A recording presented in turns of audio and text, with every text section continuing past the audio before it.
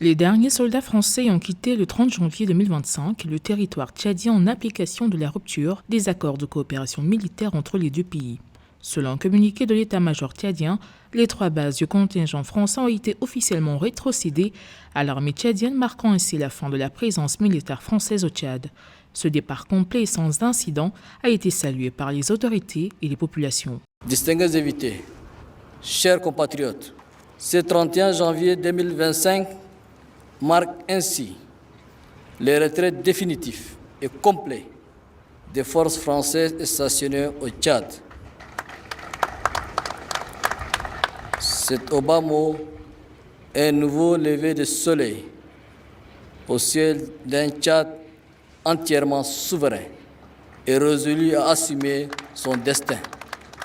Selon les autorités, ce transfert effectif des bases marque une étape significative permettant au Tchad de reprendre pleinement le contrôle de son dispositif de défense et d'ouvrir une nouvelle page de son histoire sécuritaire et stratégique. Les départs des troupes françaises mettent un terme à une présence militaire qui dure depuis plus de 50 décennies. On ne peut pas accepter que notre pays soit toujours le porte-avions de l'armée française qui passe son temps à utiliser le Tchad comme étant le point de départ de tout ce qu'il y a comme déstabilisation sur le continent. C'est à partir du Tchad qu'on a fabriqué la guerre du Biafra, et c'est l'armée française. C'est à partir du Tchad qu'on a renversé les gens comme les Boko Haram. C'est à partir du Tchad qu'on fait tous les désordres. Le Tchad était le dernier point d'ancrage de la France au Sahel, où Paris a compté plus de 5000 militaires dans le cadre de l'opération anti-djihadiste Barkhane, stoppée fin 2022. Depuis 4 autres anciennes colonies françaises, le Niger, le Mali, la Centrafrique et le Burkina Faso, ont enjoint à Paris de retirer son armée de leur territoire où elle était historiquement implantée. Les changements en Afrique ne se limitent pas au Tchad, au Mali, au Niger et au Burkina Faso.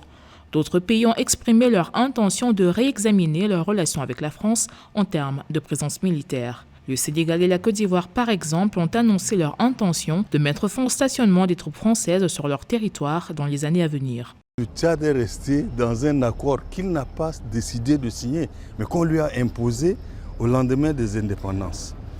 Aujourd'hui, Tomalbaye avait dénoncé, on l'a fait assassiner. Malmafé avait renvoyé l'armée française. On a provoqué une guerre civile. Abri a commencé à tourner le dos aux Français. Ils ont déclenché une autre rébellion.